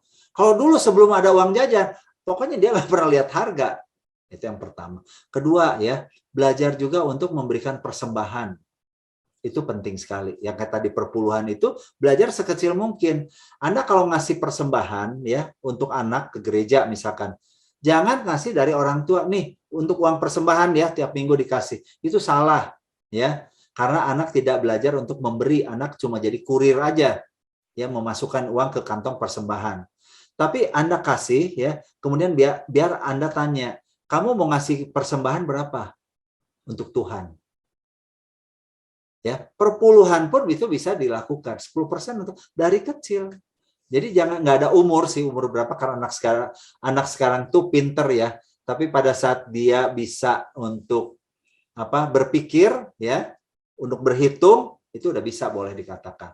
Meskipun uangnya nggak perlu dikasihkan, oke, setiap minggu ya papa mama kasih nih ya, bikin catatannya ya. Nih kamu punya uang tabungan udah sekian. Kadang-kadang nanti kan ada apa, tak tulisin ya, sekecil mungkin. Nanti kalau dia butuh apa-apa juga ya, sebagian pakai uang dia. Itu melatih sekali. Misalnya mau beli sepeda ya. Sepeda ini kan bisa untuk apa itu kebutuhan atau keinginan. Ya, anak sekarang kan nggak naik sepeda ke sekolah, tapi itu lebih keinginan. Ya, misalkan sepedanya anggap aja misalkan berapa ya? Anggap 2 juta aja ya. Anda jangan kasih beliin langsung. Oke. Papa mama akan belikan sepeda ya. Harganya kan 2 juta. Papa mama kasih dana ya 1,5 juta, yang 500.000-nya kamu tabung ya, nanti kamu ini kan. Itu menolong sekali gitu loh, karena itu kan nggak urgent. Atau kalau sampai ini 1,9 dikasih 100.000-nya, kamu bayar sendiri. Nanti dia beli barang tuh ya, rasa memilikinya itu akan jauh lebih bagus daripada pengen handphone beli, pengen apa beli, pengen beli apa semua dibeliin. Rasa memilikinya kurang ya. Tapi coba ya, 10% atau 5% dari nilai barang itu uang sendiri, itu akan jauh sekali menolong anak untuk sayang sama barang. Ya. Baik Pak Ikhwan, ini ada satu pertanyaan lagi Pak. Sebelum menikah dan akan rencana menikah, apakah boleh menanyakan penghasilan pasangan dan apakah pasangan memiliki hutang? Bukan boleh, harus. Jawabannya harus, Bapak Ibu ya. Masalah uang seringkali itu masalah yang sensitif di budaya kita. Tapi dengan perkembangan sekarang, saya kalau konseling pranikah harus tahu ya, pasangan saya tuh ya namanya mau hidup bersama. Kalau baru kenal, baru pacaran aja ya jangan, nggak perlu dong ya mungkin. Tapi kalau memang udah hubungan serius, udah masuk ke dalam rencana, harus tahu. Jangan-jangan dia mobilnya bagus, rumahnya bagus, semuanya kredit semua. Nanti bisa bermasalah. Harus tahu ya. Ya, sharing harus terbuka ya. Income kamu berapa? Terus nanti kalau menikah itu apa, kamu mengharapkan aku kerja atau kamu mengharapkan aku di rumah atau gimana? Itu bicara keuangan tuh harus jelas. Yang tadi yang tentang budgeting ya, prioritasnya sama enggak gitu. Makanya dalam konseling pranikah di gerejaku menurut saya harus tetap ada membahas masalah keuangan ini. Itu perlu sekali menolong. Ya banyak pasangan yang aduh nggak enak ya nanti dianggap mata duitan nih kalau ngomongin soal duit atau belum menikah aja udah ngomong. Tapi itu penting sekali. Karena justru masalah uang kalau nggak ada kesamaan atau apa itu akan jadi problem berat. Ya. Jadi jawabannya bukan boleh nggak, harus menurut saya sih. Harus tahu ya masing-masing gimana. Baik Pak Ikhwan, sudah tidak ada pertanyaan lagi Pak Tim. Ya, Pak Ikhwan mau tanya mengenai pinjol, ya, ya kan banyak orang ada saya dengar kan terkena pinjol itu pinjaman online itu pandangan Bapak gimana Pak mengenai pinjol? Sekarang kan diberantas juga ya sama pemerintah ya. Ya, pinjol itu balik lagi ya prinsipnya mungkin beginilah. Kalau dalam dunia itu nggak ada yang gratis kecuali keselamatan dari Tuhan. Jadi jangan percaya ada orang yang tiba-tiba mau membantu Anda dengan gratis atau dengan mudah, dengan gimana, yaitu hati-hati. Yang kedua tadi ya, kadang-kadang kita punya pinjaman online ini memang syaratnya mudah ya, tapi akan membuat kita mudah sekali untuk pinjam tadi ya. Jadi ada masalah pinjam. Mungkin 1 kali, 2 kali kita bisa bayar, tapi 1 kali itu kalau sampai nggak bayar, ya itu tuh benar mengerikan sekali loh. Itu kalau nggak bayar itu sampai dikejar-kejar tuh pakai kayak apa? Preman ya, kayak preman begitu, itu bisa dipukul, bisa dibunuh mungkin kalau nggak bayar tuh, diteror lah minimal tuh ya. Saya punya teman, dia punya pembantu ya. Nah pembantunya ini iseng gimana gitu loh, pakai pinjol itu. Cuma berapa? 500.000 ya. Tapi nggak tahu gimana ya, dia itu bukan nggak bayar, dia bayar tapi salah bayarnya. Karena nggak ngerti ya online-nya gitu. Jadi dia udah bayar tapi belum bayar. Waduh itu diterornya habis-habisan. Sampai mengerikan sekali. Jadi kalau menurut saya janganlah pinjol gitu ya. Dan juga bunganya itu lumayan tinggi ya. Biasanya kadang-kadang tuh orang tuh nggak ngerti gitu cara itu. Seperti tadi cuma 0,1 loh ya bunganya, cuma 1% loh bunganya. Tapi nanti ada biaya administrasi, terus kalau terlambat nanti kena penalti apa, kena apa. Itu kira-kira ya. Pinjaman online, kartu kredit, janganlah itu dipakai sebagai pinjaman.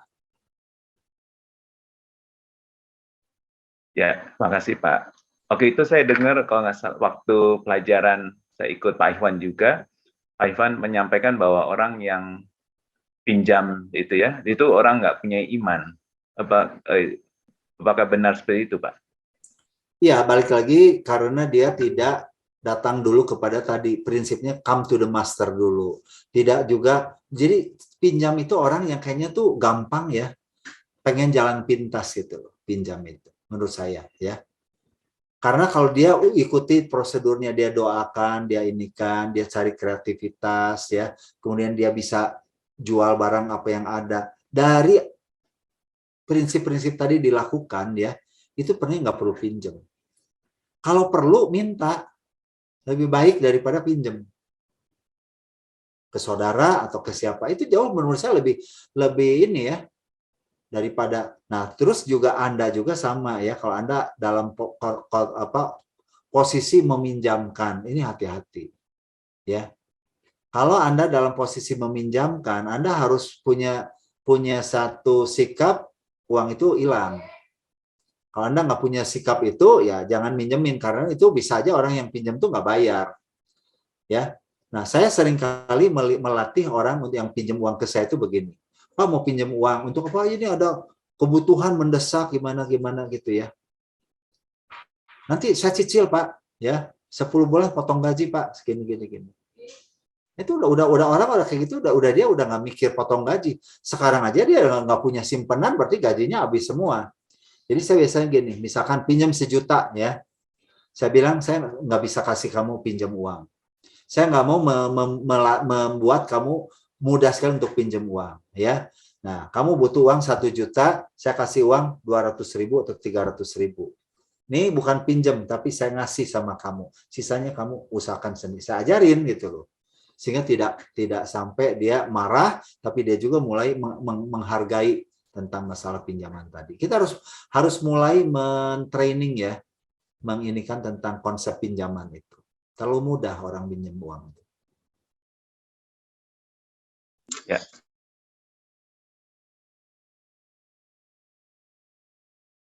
Nah, itu perlu dibayar nggak, Pak, orang yang pinjam online? Karena mereka udah nggak berani dan mereka sedang diberantaskan. Kalau orang ada yang akhirnya masalah pinjaman online, perlu dibayar nggak sebagai peminjamnya itu? Karena sekarang kan pemerintah sudah against ya, udah menganggap itu illegal. Oh, mereka di luar itu tetap cari, Pak. Mereka akan tetap ambil itu haknya dia yang minjemin itu akan tetap ngambil. Ya, karena saya dengarnya mereka nggak berani sekarang, Pak, katanya. Jadi mereka nggak berani untuk buka di online-nya untuk meminjamkan lagi. Tapi bagi yang sudah ada itu mereka kejar juga pakai orang-orang ketiga itu. Ya, dan itu menjadi pakai ancaman-ancaman juga kalau sampai lapor atau gimana, itu mengerikan lah kalau kata saya sih, karena itu juga mafia-mafianya lumayan kuat di situ. Ya, terima kasih Pak. Ya. Kemudian Pak, ada pertanyaan lagi nih, kalau umpamanya ada pasangan ya, suami istri, yang satu suka memberi, gitu ya, tapi yang satunya kan bukannya pelit lah ya, cuma sebagai penyeimbang kan, jadi namanya suami istri. Nah, akhirnya kalau mamanya salah satu pengen membantu nih, ada orang kesulitan, itu tadi kalau sesuai itu tadi tetap ya Pak ya harus bicara ya, walaupun kayaknya dia pengen banget membantu nih, tapi dia tahu nih pasangannya mungkin ada kemungkinan besar nggak mendukung gitu. Ya tetap harus sepakat ya Pak ya. Ya harus sepakat. Nah kalau nggak sepakat gimana? Ini satu kesempatan ya untuk masing-masing itu bertumbuh.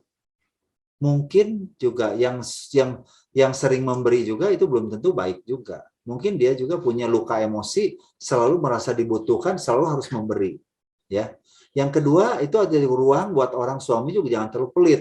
Karena kalau memang dia mampu, kenapa dia nggak bisa menolong orang lain? Nah caranya gimana kalau nggak sepakat gitu, masing-masing tunda dulu, jangan membuat keputusan lalu doakan.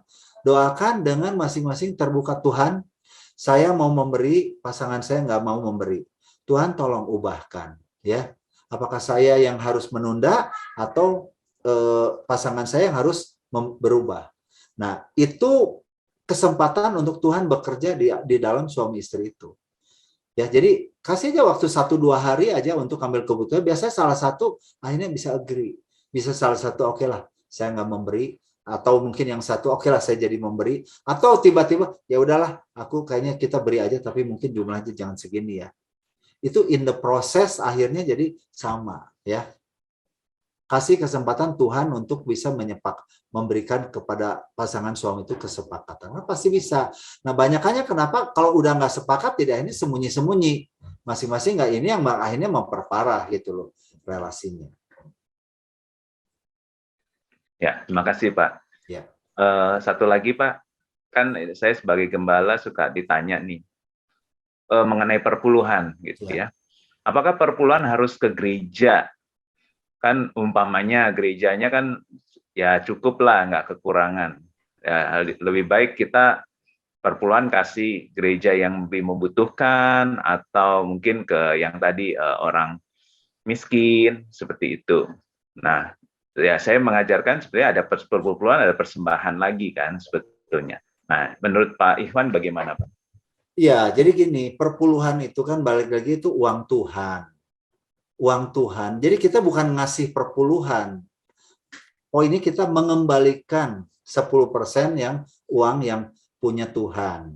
Nah, dikembalikannya kemana? Nah, kalau kita bicara dari riwayat dari Perjanjian Lama, yaitu adalah gereja, rumah Tuhan, di mana kita bertumbuh secara kerohanian di situ.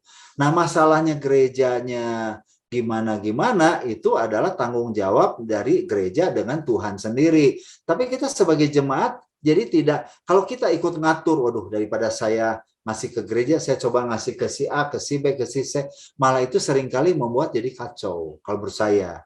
Tapi kalau dia memang punya beban juga untuk memberi ke yang lain, ya memang itu harusnya dari persembahan, giving istilahnya. Kalau itu kan tithing, kira-kira seperti itu Pak, kalau pandangan saya ya. Karena Tuhan berikan kepada kita masing-masing gereja lokal itu untuk bisa kita bertumbuh di situ. Ya. Ada memang beberapa, aduh gereja saya udah kaya nih. Saya kalau ngasih, itu kan bukan uangnya dia gitu loh, bukan memberi. Saya bilang itu uang Tuhan harus dikembalikan kepada jalurnya di situ gitu loh. Tapi memang ada orang yang dia bilang tuh dia dulu katanya nggak terima Tuhannya bukan melalui gereja, terus bertumbuhnya juga di luar gereja dan sebagainya. Nah, tapi saya sih usulkan kalau kayak gitu ya diskusikan aja dengan pendeta setempatnya gimana gitu. Ya. Cuma kalau udah jelas ada sesuatu yang lebih simpel ya, kenapa kita mesti mikir cara-cara yang lain atau ngatur kemana memberi itu biasanya lebih rumit juga gitu judgement-nya. Itu kira-kira Pak Tim kalau menurut saya ya. Jadi ya, ada perpuluhan, ada persembahan. Ya, ya terima kasih Pak. Ya. Dari Desi masih ada pertanyaan? Iya, masih ada Pak Tim. Pertanyaannya adalah suami saya yang membayar semua bil dan saya yang menabung. Apakah pembagian peran ini sudah benar? Kita berdua bekerja dan kita berdua tidak punya kartu kredit. Sorry, bisa diulang. Suami saya apa tadi?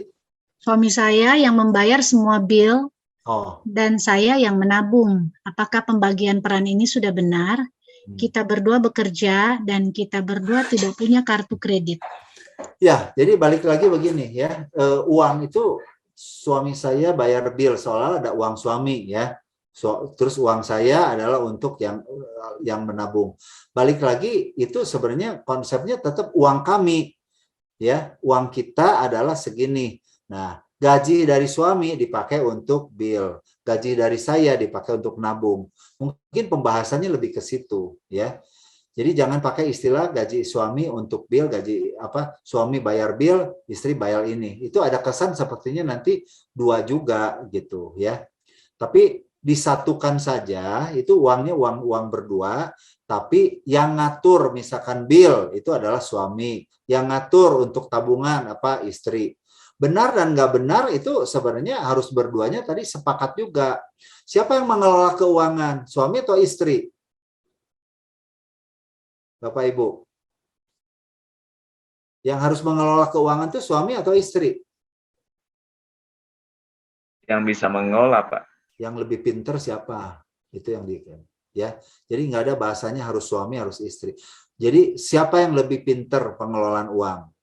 Ya, misalnya kayak saya ya. Saya dalam hal misalnya uang, saya lebih suka untuk investasi, untuk apa. Istri saya nggak suka. Tapi dalam hal misalkan kebutuhan rumah tangga apa, itu semua istri saya. Ya.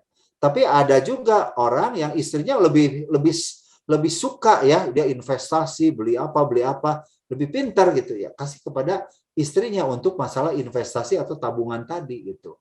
Masalah yang rutin yang apa, suaminya. Jadi nggak benar salahnya saya nggak tahu ya, karena balik lagi siapa yang lebih apa itu udah dua-duanya udah merasa pas di situ atau enggak gitu. Selama udah pas, it's okay ya.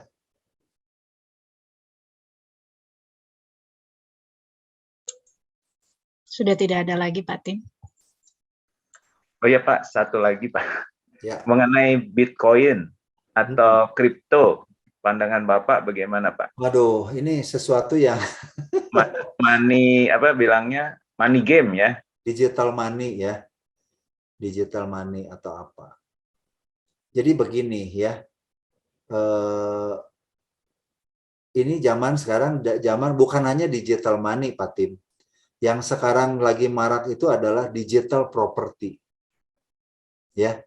Jadi kita bukan lagi invest beli kafling, beli rumah ya secara real, tapi kita akan nanti misalnya ada satu game ya, dibukakan satu kotak ya.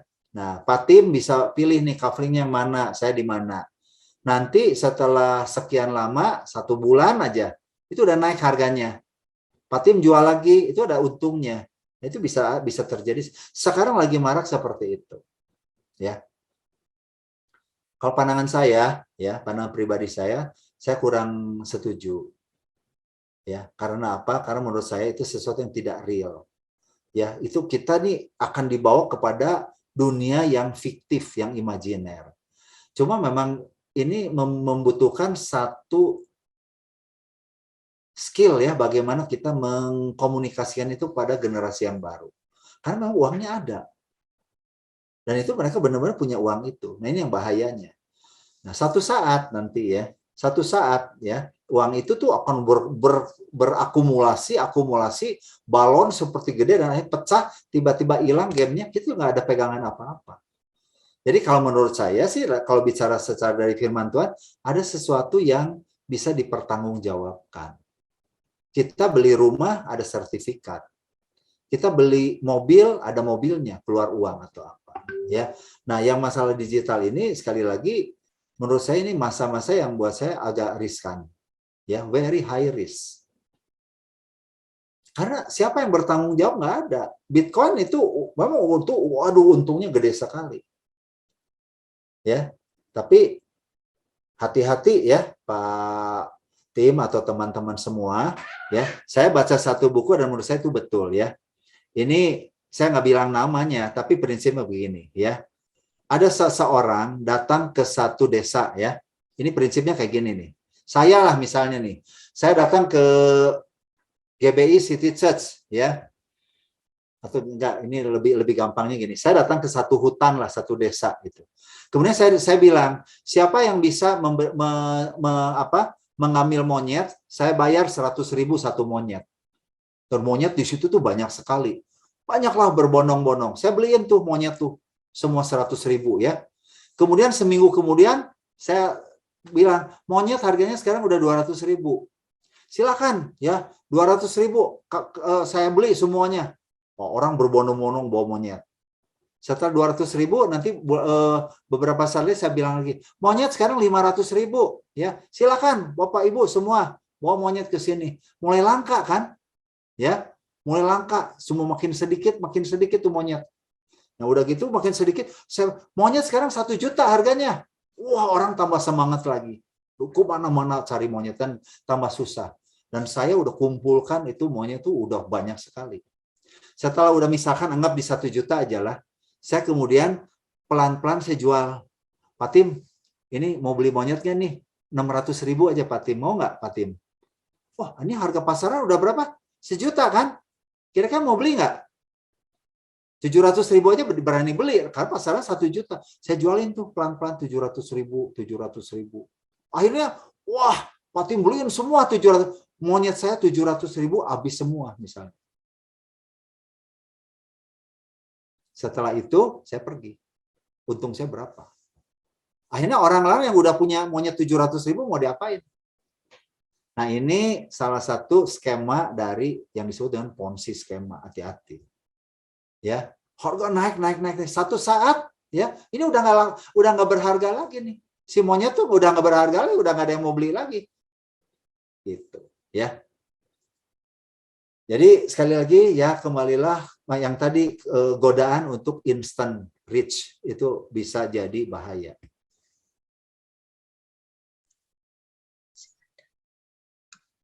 Ya, baik Pak. Oke. Tapi masih ada pertanyaan. Oh ya, silakan. Ini menjawab pertanyaan yang melanjutkan pertanyaan yang sebelumnya Pak Ikhwan yang tadi menanyakan suami bayar bill, saya menabung. Jadi dia menanyakan kalau terdesak mau pinjam uang, lebih baik pinjam ke bank atau pinjam dari 401 Kak, itu apa ya? Ya, jadi poinnya begini ya. Kalau pinjam itu tuh untuk apa? Ya, sekarang misalkan gini. Ya, ada memang hal-hal yang menurut saya tuh pinjaman tuh masih oke. Misalnya, Anda berdua udah kerja, menikah, ya. Terus misalkan belum punya rumah. Kalau ngumpulin dulu uang sampai punya rumah, mungkin nggak akan kebeli terus rumahnya. Begitu terkumpul uang, rumahnya udah naik, ya. Tapi dalam hal seperti itu, ya menurut saya pinjaman rumah, kredit, cicilan itu oke. Pinjam ke bank yang jelas, yang ini ya, jangan pinjam ke pihak yang ketiga. Karena Anda tahu ya, kalau sampai nggak bayar, ya rumah itu juga nilainya akan naik dan itu it's okay. Jadi meminjam uang untuk aset yang apresiasi ya dan kebutuhan itu oke. Kedua ya, yang tadi memang ada kadang-kadang pertanyaan, ini kalau sekarang tiba-tiba keluarga operasi kecelakaan atau apa ya. Nah, ini juga sesuatu yang memang nggak gampang ya. Jadi ada hal-hal yang memang urgent begitu kita, tapi janganlah pinjam uang untuk perluasan usaha atau karena kita nggak tahu kira-kira gimana ya. Jadi kalau bicara pinjam kemana, pinjamlah kepada sesuatu yang memang bunganya paling rendah ya. Yang biasanya paling rendah itu ke mertua atau ke orang tua tanpa bunga. Itu yang paling bisa kalau memang benar-benar perlu sekali ya. Jangan sekali kepinjaman yang risk yang tadi yang bisa nanti kena denda, kena apa gitu. Itu kira-kira jawabannya.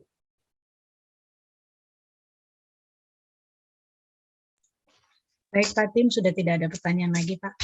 Oke. Ke bank mertua Pak ya, bank mertua. Bang orang tua, bang mertua. Biasanya kalau orang tua, mertua kan udah ngasih aja gitu. Oke.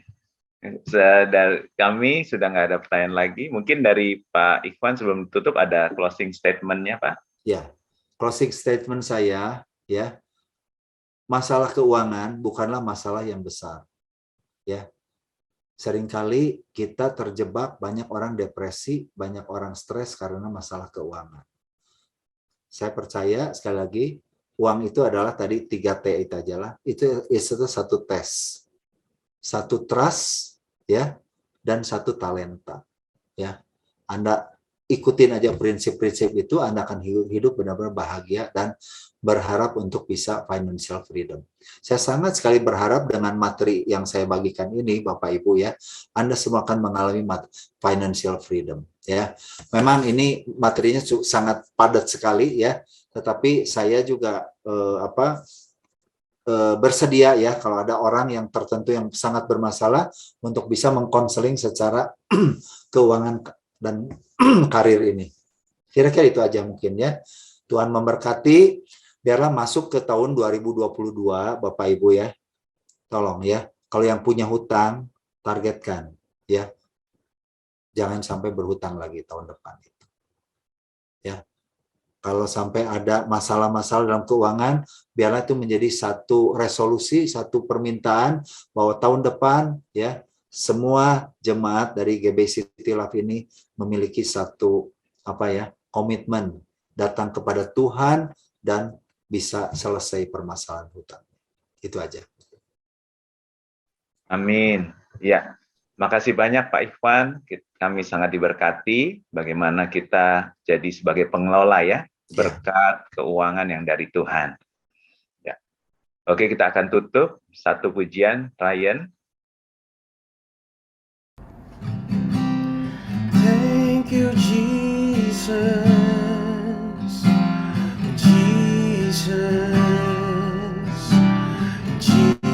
Jesus, oh thank you, Jesus. It's only by your grace that I could live today. Forever I will praise your name. Say thank you, Jesus. Thank you, Jesus.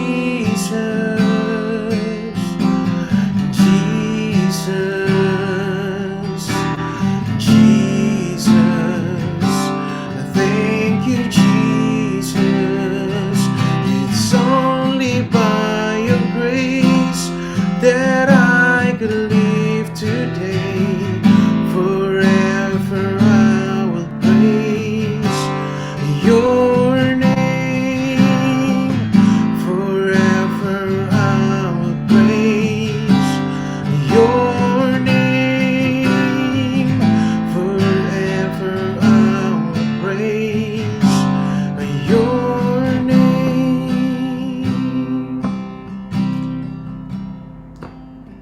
Kami bersyukur malam hari ini kami boleh belajar. Kami bisa melihat dari sisi yang baik bagaimana kami melihat keuangan Tuhan. Keuangan bukan hal yang jahat, tetapi waktu kami dapat mengelola dengan baik, kami percaya uang adalah berkat Tuhan, harta kekayaan adalah berkat Tuhan yang boleh kami nikmati Tuhan. Kami percaya kami pada malam hari ini, Tuhan, kalau kami selama ini ada yang salah dalam mengelola keuangan, salah memandang soal uang, bahkan kami terikat dengan cinta uang, bahkan sampai terikat dengan hutang-hutang Tuhan, kami bertobat malam hari ini. Ampuni segala dosa kesalahan setiap kami yang salah selama ini dalam mengelola, dalam memandang, dalam bersikap terhadap uang Tuhan. Malam hari ini kami boleh bertobat dan kami boleh memperbaiki semua yang tidak baik, dan memasuki tahun 2022 Tuhan, kami belajar bertanya dahulu kepada Engkau yang pemberi berkat itu, pemberi uang itu kepada kami, sehingga kami dapat mengelola dengan baik dan benar. Demikian juga kalau kami ada yang terikat dengan hutang-hutang, biarlah Kau beri kemampuan kami untuk membereskan, karena kami rindu Tuhan, kami terbebas dari segala ikatan hutang-hutang itu di dalam nama Tuhan Yesus. Terima kasih Bapa, dan selanjutnya sebagai langkah pertobatan kami akan hidup benar, kami akan mencukupkan diri kami dengan apa yang menjadi pendapatan kami. Bukan pengeluaran yang penting, tapi adalah pendapatan kami. Apa yang ada pada kami.